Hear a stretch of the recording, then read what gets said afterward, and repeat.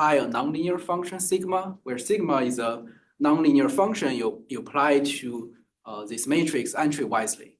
And there is a scaling 1 over square root n to make this matrix in the operator with order 1. Okay. So this is our one-layer neural network. So X is data, weight, W is weight, and the sigma is activation function. Okay. So there is some scaling I will use, but so little n is the number of the data. So you can think about the X has columns, n columns. So x1 to xn are the data points, and W is capital N by D, where capital N we call the width. So the number of the rows for this neural network. And the sigma we call is like activation function. So usually in deep learning we use like ReLU or GLU for training. Okay. Still used it as a pointer. Okay. Okay, thank you. Okay, so for the conjugate kernel, it's just the graph matrix for the output of this neural network. So Y is a matrix, and graph matrix K is our conjugate kernel, and we use CK to represent this conjugate kernel. At initial of the training, so this neural network W is random, so we call this is a random CK matrix. And we need to analyze the spectral distribution for Y or the spectral distribution for K. Okay. So you can think about this K matrix characterize the similarity among different data. So if you consider Ij entry for K, this is like you have the data point I and data point J. So you consider the similarity from the inner product. Okay. Okay.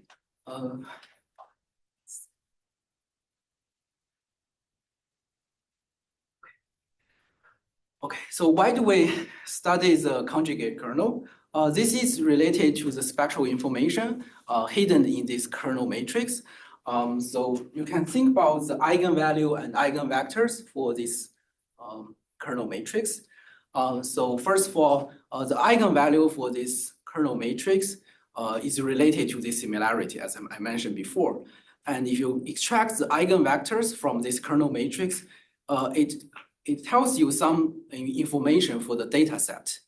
And also, it's related to the generalization, which is the test error for the random feature regression model. So there are many papers using the spectral distribution for this kernel matrix to analyze some ridge regression problem.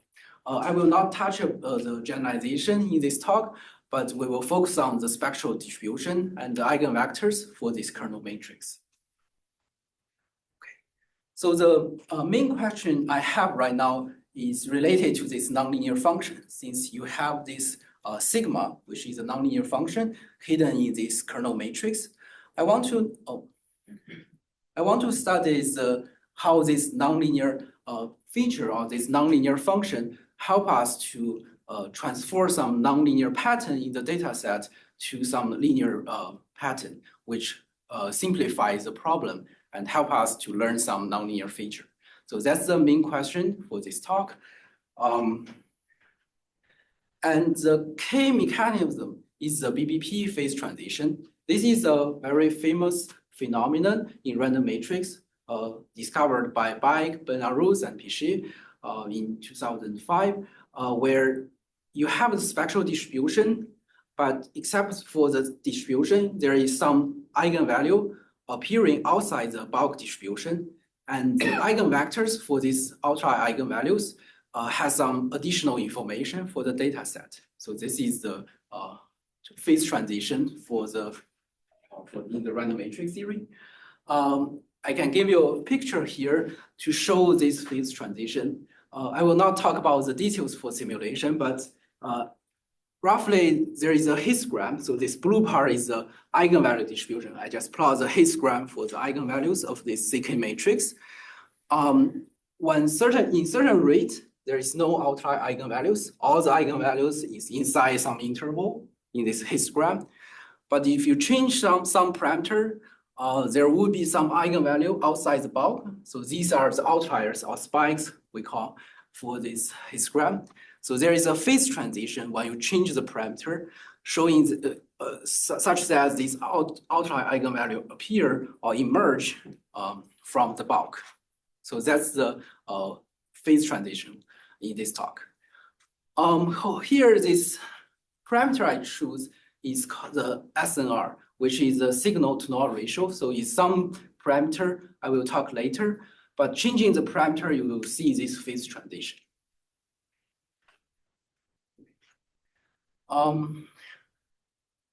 So this parameter is related to some knobs in the deep learning. So there are many parameters in this neural network model we talk about today. So for instance, we have the scalings for the dimensions. We have sample size, feature dimension, and width. So this dimension can be different. So you can consider these scalings are proportional to each other, or which one is much larger than which one. So there are different scalings. And also the data is very important. So the signal to noise ratio can be changed during the in your data set. You can try to do some modifications such that your signal is larger than your noise or much smaller than your noise. So there's a parameter you can choose. Also the activation function. So you can choose different activation function for your network. Lastly, but the most important thing is actually the training. Since you know for all the neural network model, you usually need to train. So which means W usually is not ID Gaussian, but something pre-trained. So these are the knobs in the machine learning. I want to study the case when we change these knobs, how the spectral of your CK matrix, the kernel matrix is changing over time. So that's the idea.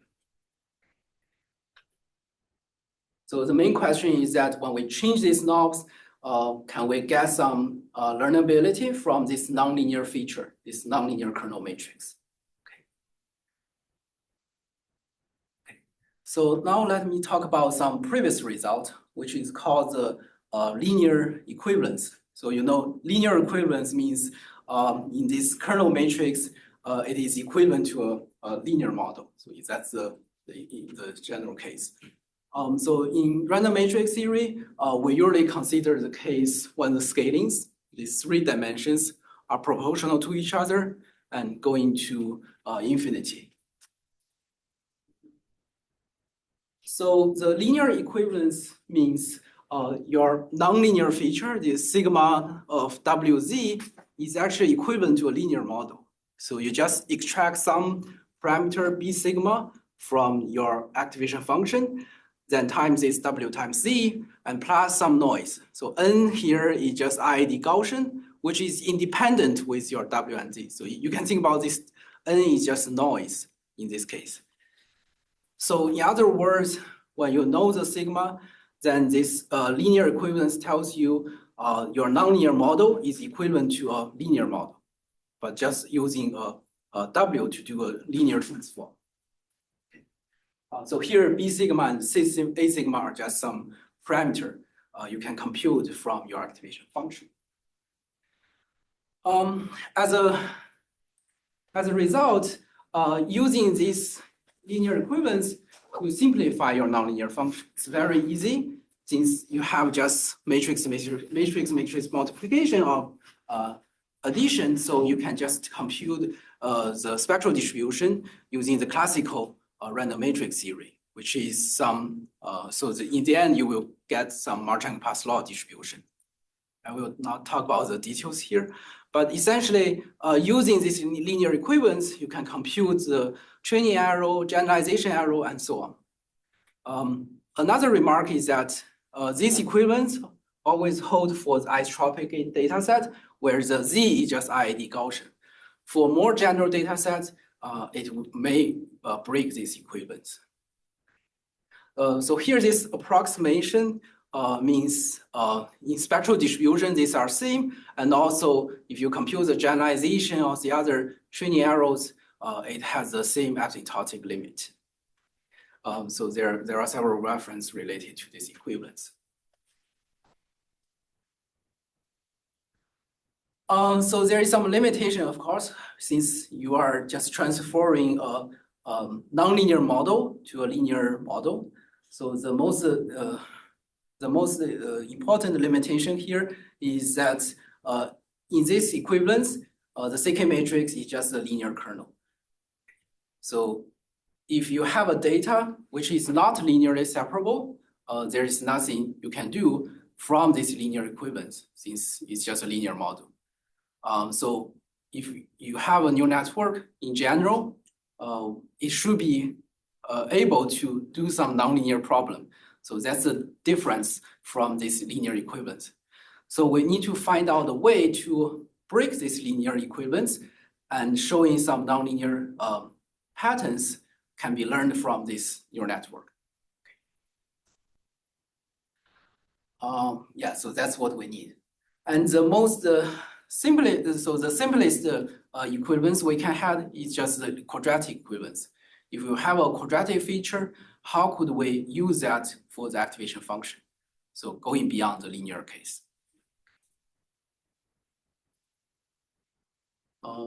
Yeah, so that's the same question. So we want to find out the case that the sigma, this nonlinear function really play in this activation function, in this kernel matrix. So in the previous linear equivalence, sigma is just some parameter hidden in this equivalence, which is still a linear model. But we want to find out the case that when the quadratic term or some other higher order term of sigma play around in this spectral distribution.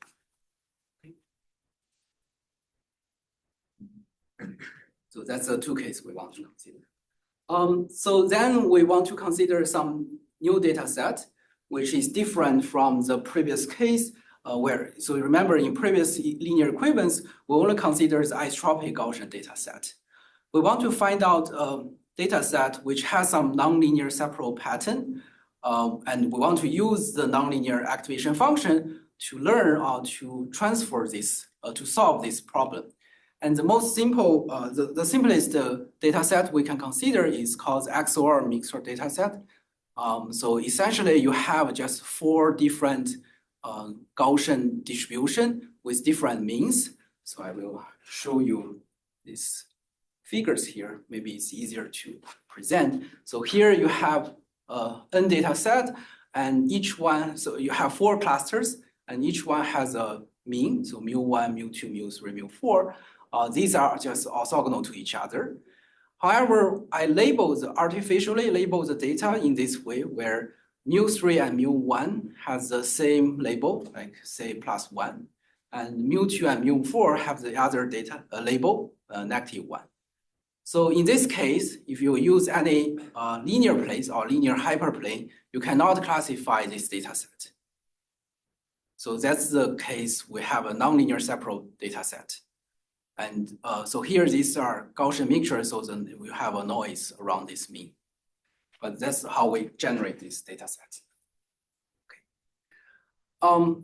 So this data set is nonlinear, but however, if you take square of the data set, so if, for instance, let's say we just have this 2-dimensional case and we take square, then this mu3 will transfer to mu1 and mu4 will transfer to mu2. So you just have 2 clusters and you can use a hyperplane to classify this case. So that's the case when you have like a quadratic feature. So for instance, you have the square, the quadratic term, then you can do the linear separable classification. So that's the case where you have to use some nonlinear transform to your data set so that you can do this classification. Okay, so I think I explained why this XOR data set is important for us. So first of all, you cannot use the linear feature to classify this, and you have to use some quadratic feature. And this data set has been used in many other machine learning papers. So I just give you some reference here. So then our main question is just trying to show you that in the spectral distribution of this kernel matrix with this XOR data set, can we use some outlier eigenvalues to do this classification? So which means we want to recover these labels, Y. So remember, so this label here it's just +1, -1, but for these 4 clusters, you have +1, and this red one is -1. Okay.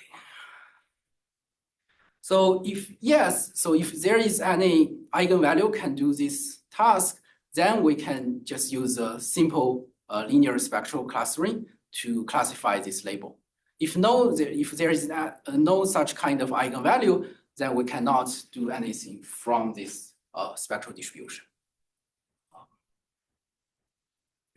How to do it? Okay. So just some notation. In fact, this XOR dataset is very simple. You can just write this as a Gaussian ID Gaussian and plus a rank 2 matrix. And this rank 2 matrix is important, where this rank 2 matrix is related to your labels. So this V1, V2 are related to the clusters you have. I wrote here. So essentially, the first V1 is something related to the first 2 clusters, and V2 is related to the second 2 clusters. Here, this R is a parameter here, which is the strength of your signals or the means. So the distance from the means with to the region. So if R is large, then which means your signal is large and M is large. So that's related to the signal to noise ratio. So later on, we will change this parameter to see different phenomena. So there is some other parameters or notations we need to use, which is related to this activation function. So artificially, we just consider this sigma is centered and the L2 norm is 1, so that we can see to compare or compute the other parameters. And also we have some regularity assumption. But I will ignore these details right now. There are 2 parameters which is very important. One is called the B sigma. This is actually the linear component of the activation function. And C sigma is if you think about the Taylor expansion, this is like the second order Taylor coefficient in the activation function. So these 2 parameters are really important. I will present based on these 2 parameters. So ideally, you can think about B sigma is for the linear component of sigma, and 6 sigma is for the quadratic component for your sigma, if you think about the Taylor expansion of your activation function. Okay. Just recall what I mentioned before for the knobs. So the first knob I will consider is the sample complexity or the scalings for the dimensions. We will try to change the scalings for these dimensions and see the difference. Second one is the SNR, the little r in the last page. So we want to change the SNR and see the different phenomena. And the third one is the weight matrix. I will consider 2 cases. One is the case W is random. The other case is the case W is pre-trained or modified from the random case. And the last one is the activation function. So for activation function, I will show you for all the results. But first, for the other cases, I will show you some different theorems. Okay. For all these knobs, I want to study these 3 mathematical questions. So do you have some outliers in the spectral distribution of the K when we change these knobs? And does this outlier eigenvectors is aligned with labels or not? So if the eigenvectors is just orthogonal to Y, then there is no information we can use to do this linear classification. If there is any eigenvector which is aligned with Y, then we can use it to do the linear classification.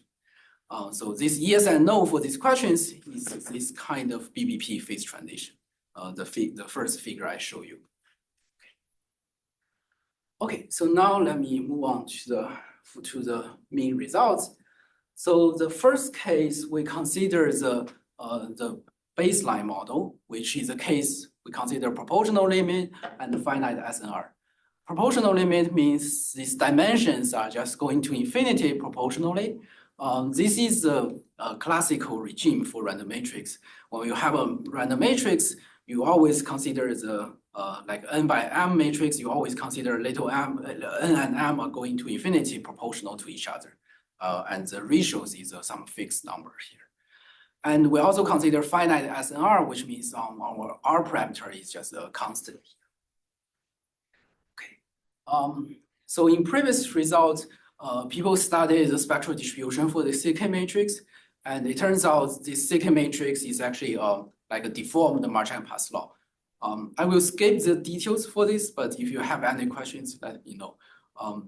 The spectral distribution is governed by some known distribution, and this distribution you see here is just relying on the parameters of the activation function and the abstract ratios. And based on this spectral distribution, there is some transform I will use mathematically, but these are just well defined based on the spectral distribution. And this transform will give you the position of this outlier eigenvalue. I will skip the math here, but let me know if you have any questions. Based on this transform, I will define some constant, and these constants will show you the phase transition. So the tau value is something related to your quadratic coefficient of your activation function, and the same thing for beta mean. This is related to the mean of your CK matrix. And beta linear is related to the linear component of your activation function. Okay, so these are just some parameters. Okay. Now let me just show you the theorem for the finite SNR and proportional limit.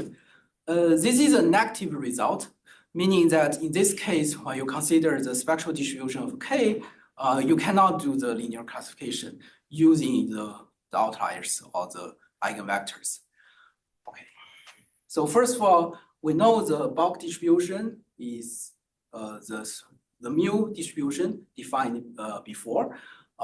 So it doesn't change the spectral distribution. Secondly, I know there is some uninformative spike. So here this is like the threshold or the condition to see this outlier. So when this parameter tau is larger than this threshold tau critical, then you will see this outlier appearing, and we know the position for this outlier eigenvalue, which is defined by this Z transform. This is uninformative spike, meaning that if you have just pure Gaussian noise dataset when R is 0, which means there is no classes, just IID Gaussian, you still see this spike if this threshold satisfied. Okay. Second one is for we call the mean spike, is another uninformative spike, but the result is just similar to this with different parameters. I will skip this part, but these two are the uninformative spikes. The third one we call the linear spike. This is related to this S-lin, which we defined before. If you remember, it's just this beta lin. So it's related to the linear part of the activation function. So if this threshold, this Z prime larger than 0, is satisfied, then you will see two outliers appearing outside the bulk distribution mu. And these two eigenvectors is actually aligned with the V1, V2 we defined before.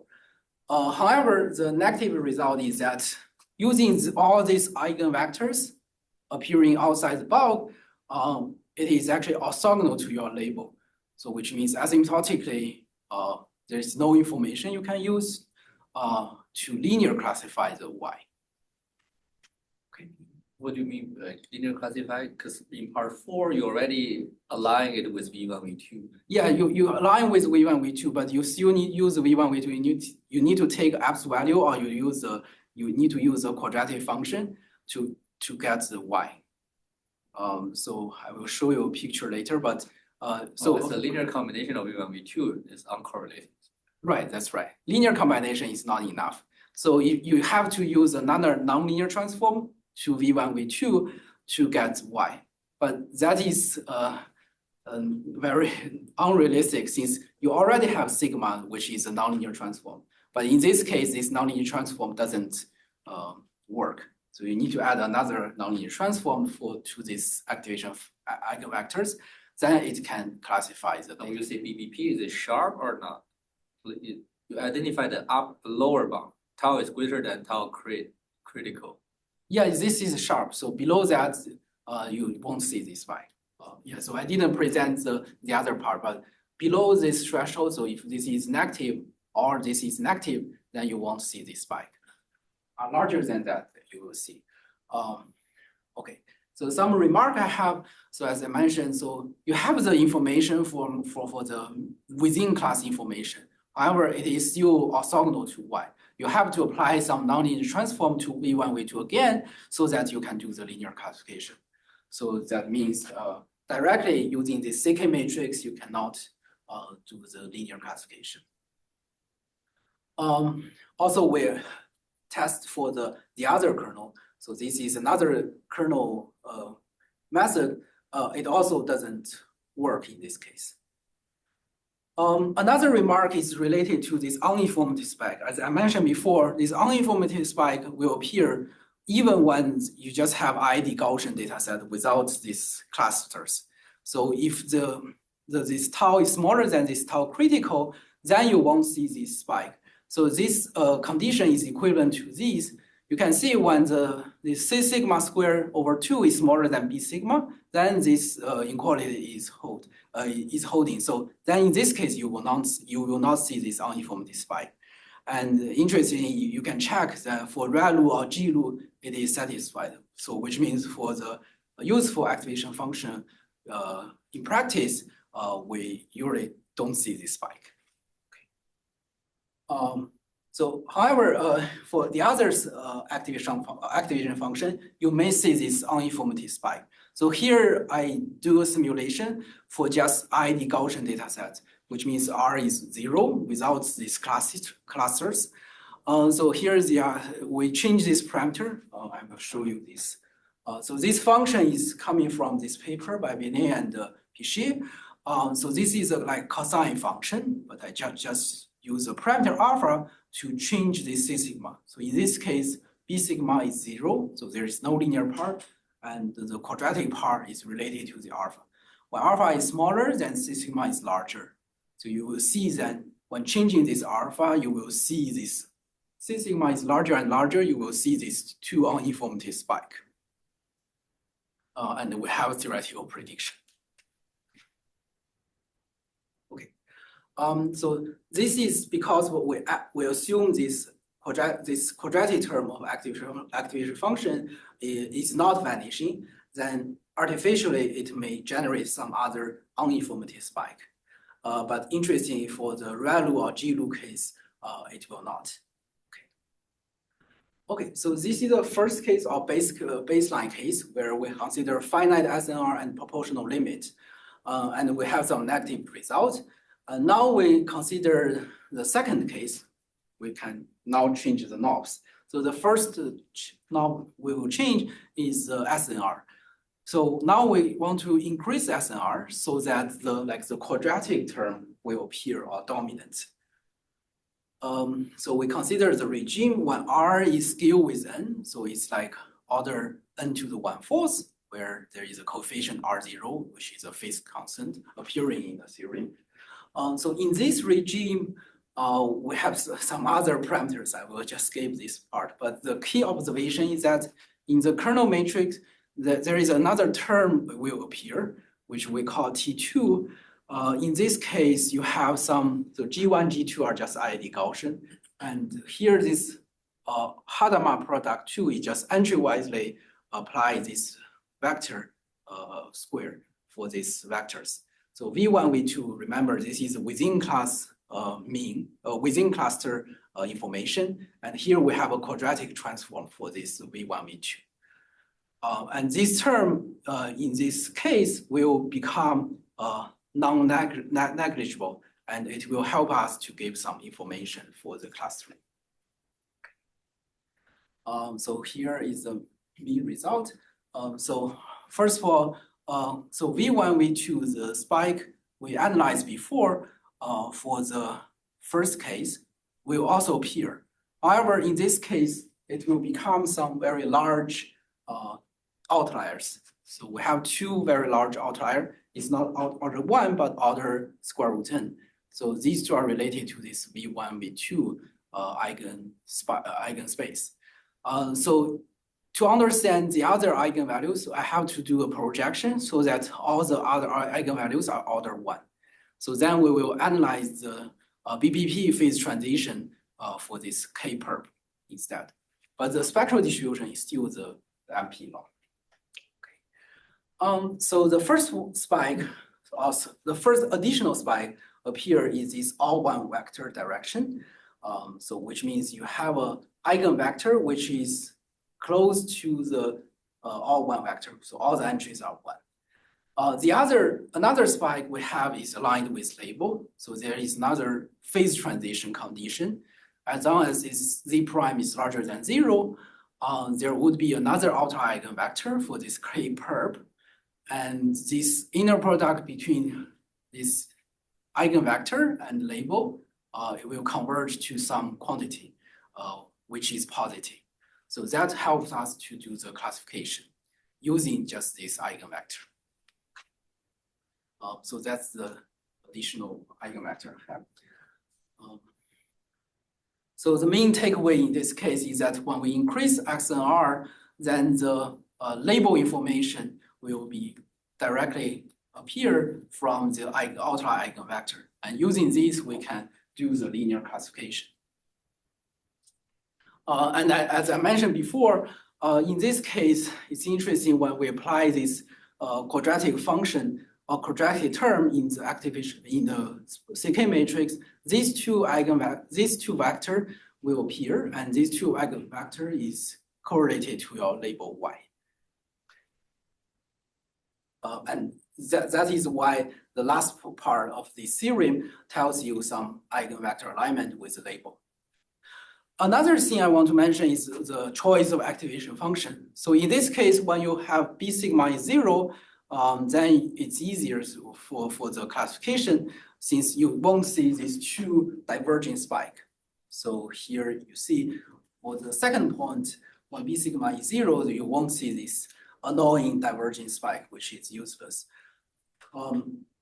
And if C sigma is 0, then this quadratic term is not appearing, and you couldn't have eigenvector alignment with the label. So that's the case. You cannot use the theorem to do the linear classification. So in this case, we really want to find the activation function where C sigma is not 0, but B sigma is very small. So that tells you some choice of the activation function. Okay, so now let me talk about the case 3. So case 3 is like a very simple but useful case to understand the case when the weight matrix W is not random. So previously, all the results we consider is just the case W is just ID Gaussian. There is no information from the data. However, for the neural network in deep learning, we usually take gradient descent or some other optimization to update the weight from the random case. So that's why we choose a very simple case where your W is W1, which is the random case plus a rank 1 matrix. And we can assume this rank 1 matrix is something related to your data. And we assume this rank 1 matrix is the leading part from this W1, and it's related to your SNR. So that's the case. So the assumption is that W is still ID Gaussian, but then you plus some rank 1 matrix from your data set. So we assume that A is just ID Gaussian, but for B, we assume this is like a all one vector. This is related to your label in this case.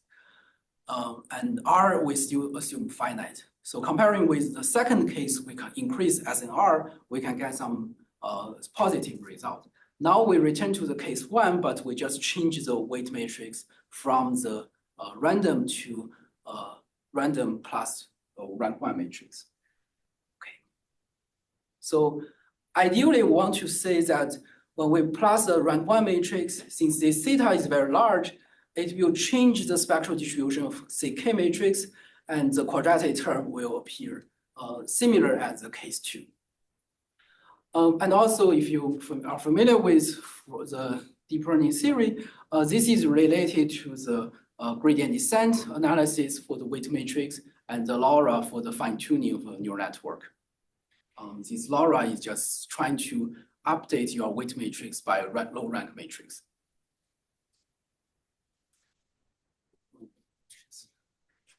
Okay, so that's the setting. So we return to the case one, but just change the weight matrix to the random class. The question is, your B is already getting this all one direction. Yes. And that helps you because that's right, yeah. So that's why one of the eigenspace is decomposition. Yes, that's right. So that's some information you can assume this is some information you learned from your gradient descent or you learn from your update. So it's not, there is some information hidden here from the data set. It's not random value. Yeah, that's why it will help. Okay, so that's the so that's why we call this is test time BBP phase transition. We use this. You can view this W1 is your trained weight matrix, and then we test on your XOR dataset. So in this case, there is some parameter, and the bulk distribution is still MP since you just add rank 1 matrix. It doesn't change the bulk distribution. However, there is a one giant outlier eigenvalue with order square root n. This is still orthogonal to y, which is related to the linear part of your activation function. There is another, so the other outliers are just what we studied before from the case 1, since it is still the same as the case 1 for right now. The only thing that changed is this additional spike. So this spike is related to the weight matrix, the rank 1 update for the weight matrix. And if the condition z prime here larger than 1 is satisfied, then you will see a new outlier. And this eigenvector corresponding to this new outlier is aligned with your label, and it can be computed explicitly. Okay. Yeah, so that's the result. The main takeaway here is that when we have a pre-trained weight matrix, it's possible this pre-trained weight matrix will amplify your XOR data, the signal in your XOR data set. And then you can use the quadratic channel of your activation function to do the linear classification, even for the finite SNR. So here, comparing with the case 2, so here we consider just the finite SNR. It doesn't change the result. Okay, so these are just some remark, but similarly, when C sigma is 0, when your activation function doesn't have the quadratic channel, you still don't have this alignment. You cannot do this linear classification. Okay. I also want to show you some empirical results which motivate this case, where we just train a 20-layer neural network from CIFAR2. So this is just a real-world image data set. And we use this pre-trained weight matrix and apply to the CK matrix with XOR data set. There is some interesting phenomenon we will see, where here this picture here is just a spectral distribution of a weight matrix pre-trained from the CIFAR10 dataset. It's very different from the random case. So this red curve is the random case, and you will see many spikes or outliers. And then we apply this weight matrix to our kernel matrix with XOR dataset. You will see these 4 outliers or even more. But interesting for the 4th eigenvector, it will align with your label in this case. Okay. So this is a real-world data case. But essentially, here, there is some learned feature from the weight matrix, which can help you to do this linear classification. So here are some more simulation for the training. So here I just trained the neural network on the CIFAR10 data set, but I just stop at different epochs and extract the weight matrix and apply to the XOR data set. You will see there's a phase transition for the clustering. So at the beginning, there is just overlapping, you cannot do anything. But in epoch 1, then you will see this difference of these 2 classes. And eventually you can use a linear classification to do this clustering.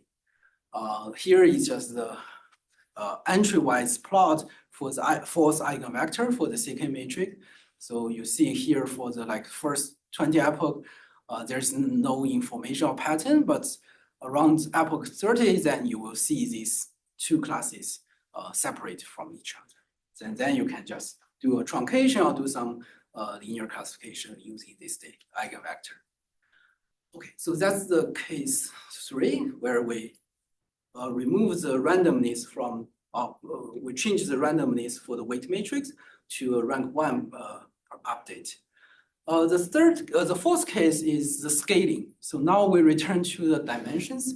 In all those previous cases, I consider the proportional limit for the dimensions. Now we want to ask the question, if we consider the case we have more data set corresponding to your feature dimension, what happens? So ideally, when you have more data set, you should have more information from the data set. It will help us, right? So that's the case we want to consider. So we want to consider a case that n is proportional to d squared, not d. So that means you have quadratic many data set. And also, based on some technical results, we have to also assume the width is also going to infinity faster than n squared. So this is called the ultra wide. So you have a very wide neural network. We consider this scaling for the last case. So in this case, we have some concentration for your kernel. So because of this ultra wide regime, we have a concentration, very good concentration for the kernel. Return your kernel matrix to a deterministic kernel. So originally this kernel is random since you have W matrix. Now, because of the concentration, it will return to just a kernel matrix for X. And it turns out in this scaling, then this term is Hadamard product, which is entry-wisely takes the square of your matrix, X transpose X, will appear dominant in this spectral distribution, and it will help us to do the class 3. So that's the idea for this case. Okay, so let me just talk about the theorem here. So the thing is changed. Previously, the spectral distribution is the mu distribution I defined before, which is the default Marchand-Pass law. But in this case, you will just get a pure Marchand-Pass law distribution. I will show you the simulation later, but the spectral distribution is changed because of the scaling. So the scaling here changed the concentration. Secondly, then there is an informative BBP phase transition. When L is larger than this 1 over square root n, then you will have a spectral outlier eigenvalue, and this outlier eigenvalue is related to your label. This is related to this X transpose X Hadamard with X transpose X term, this quadratic transform. And also, we have this eigenvector alignment from this outlier eigenvalue. And the alignment is quantified from this fraction. Okay. So this is the fourth case. So in summary, we have studied case 1 to case 4, where the first one is just baseline case where we have finite SNR and proportional limit, weight matrix is random, and we cannot do the linear classification. Of course, you can still apply some nonlinear transform to your eigenvectors to do the class 3, but then you need to additional nonlinear transform. Now we change the knobs. So when we consider the large SNR or trained weight matrix or the different scaling for the sample size, then we can use the outlier eigenvectors to do the linear classification. Just directly apply the eigenvector with a positive alignment with your label Y. And from all these 3 cases below, we have to use the quadratic component of your C sigma. So if C sigma is 0 for your activation function, the case 2, case 4, case 3 are still no. So answer is still no, since you don't have quadratic information. Otherwise, if C sigma is not 0, then these are yes. So you can see the choice of the activation function is also important. Okay, yeah, that's what I mentioned here. Okay, so that's the summary for this theorem. And now the changing the norms, you will see different phenomena. Okay. I will briefly talk about the proof idea, but the proof idea is like you take the approximation for a nonlinear activation function. So remember the CK matrix is something like the sigma Wx. X is like rank 2 perturbation of your matrix Z, where Z is just IID Gaussian. So with them, we can just try to do a Taylor approximation or Hermite approximation for this sigma Wx around this sigma Wz. So the idea is like this. So if you consider your original nonlinear matrix sigma Wx, it can be approximated by this YQE, where Y0 is just the null model without any clustering, just a random Gaussian data, and plus 2 terms. One is this linear spike term, the other is this quadratic spike terms. And you will see that when theta n is large enough, this term will be dominant. When theta is not large enough, this term will be vanishing. And for bulk part, it can generate some uninformative spike. So that's why we need to analyze the spike from Y0 and spike from T1 or T2 in the analysis. Okay, so I think lastly, I will just talk about the numerical simulation. So first is the baseline case for the finite SNR and the proportional regime. So here we just apply so this is the spectral distribution for the CK, and you will see 2 outlier eigenvalue appearing. Since this is a ReLU, as I mentioned before, the uninformative spike will not appear. And these 2 eigenvector is something like that. So you see here, if you apply a nonlinear function for activation function, you can still generate or discover this Y label. But if you just directly apply this eigenvector, it doesn't work.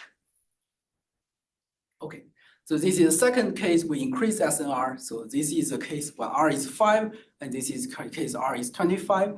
Then you will see from 5 to 25, 2 eigenvalue will appear, and this second eigenvector is aligned with label. Okay. So this matches with our second case. Okay. So the same case thing for the clustering. So this is from R from 5 to 25. You will see this transition for the spike eigenvalue. Okay, I will skip this part. However, I want to mention the choices activation function. Here I use the tangent H. So if you check that tangent H is odd function and the quadratic term is disappearing in this case, then in this case, you will not use you cannot do the linear classification. So this is still a nonlinear pattern hidden in this eigenvector. So it's still orthogonal to Y. So this is a case 3 when we consider you have a spike in the weight matrix, and then you will have additional spike, and this spike is related to your label. And then here you can see this for the clustering, you can use a hyperplane to do the cluster. So this is the last case when we consider a quadratic sample complexity. When n is order d squared, then you can still use a linear plane to cluster in these clusters. However, here we consider a very general case where sigma is ReLU and R, so which means you have linear and both linear and quadratic term, and there is some other spike in the spectral distribution. Okay, so in conclusion, in this talk, I present some quadratic equivalence going beyond the linear equivalence. And using this, we can see whether we can do the linear classification for XOR dataset. We use this nonlinear transform and the BBP phase transition to show the emergence of the linear learnability for the XOR dataset. And also, we have some second order or quadratic equivalence. For all these theorems, when we change the knobs, we show different type of BBP phase transition. as some open problem or some other directions for future work, there should be some more general scaling we can consider. Since here we only consider the quadratic scaling, n is of order d square and n is proportional to each other. But there should be some other scaling you can consider. And also for the last case, we consider the case capital N is much larger than little n. But in theory, but in simulation, we show the case for proportional limit. It also works. So there should be some other work we can try to analyze for this case. Also, we can consider more general XOR data sets, not just these two classes. And the last one is related to the training. So here I only consider the random plus rank 1 matrix for the pre-trained model, but in general, it should be more complicated and it should be related to the training dynamic. Okay. Yeah, that's all. Thank you for your attention. Question from you? So about this n versus big N versus little n, so you don't think that the n is like more than d to the fourth, this n bigger than little n squared is necessary? You think it's possible to do the quadratic? Okay. Right. So in this case, maybe we don't have a good concentration, but there should be like a new type of BBP phase transition can be done in this case. It should be more complicated, so we didn't consider this. So the spectral distribution should be different from the last case I talked about. Since in the last case, when we consider capital N is much larger than n squared, then in the spectral distribution is just a pure matching possible. It's easier to analyze in this case. But in these proportional limits, the spectral distribution should be more complicated study. You don't think intuitively big N would at least need to be like d squared, because like if it's random features, then you would want like a random quadratic amount of features, and then you have a quadratic amount of samples to learn it. Yeah. So this case is a case when little n is order d squared. So when we consider capital N is proportional to little n, that's the regime you mentioned. Okay. Yeah. What is the information theoretical limit if I just look at a Gaussian mixture with XOR for any architecture? What is the IT threshold? The IT threshold for I think this is for the related to the SNR. Right? Yeah. So I forgot the exact number, but it's should be R or log larger than log D or log N, I guess. R should depends on the sample and dimension. Yeah, right. My question is this you are developing a specific architecture to do this task? How far is it from the information theoretical? Oh, I see. threshold? Yeah, so since all this method here is just spectral method, so it should be not this optimal. No, I think it's not optimal since there should be a better result using some nonlinear transform to attain the information theoretical bound. We didn't. Yeah, this. Did you get any phase transition in R in this case? You have a phase transition in R. Right, yeah. But you see here R is like n to the like 104 or something. So Yeah. it's very larger than much larger than the information theoretical. So since I think previously people use some not just the spectral method, but apply some nonlinear transform and then apply the spectral method, it should be better than just directly apply the nonlinear. And is there a gap between computational method and information theoretical limit? No, I think there is no such gap. But there should be another polynomial method attain this information theoretical. Yeah, that's a good question. Other question? Any question from the online participants? Okay, yeah. June, is it easy to generalize these proof techniques to like a higher order, like a cubic equivalence framework? Is it clear how to proceed? Yeah, I think it's reasonable to consider this, but I'm not pretty sure for since right now we have considered the very general Gaussian mixture data set.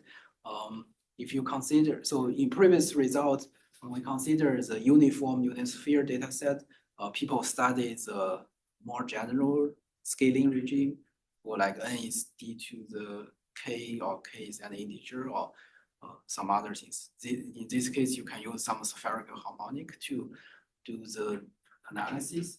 But for general Gaussian data set, I think it's some open problem to study.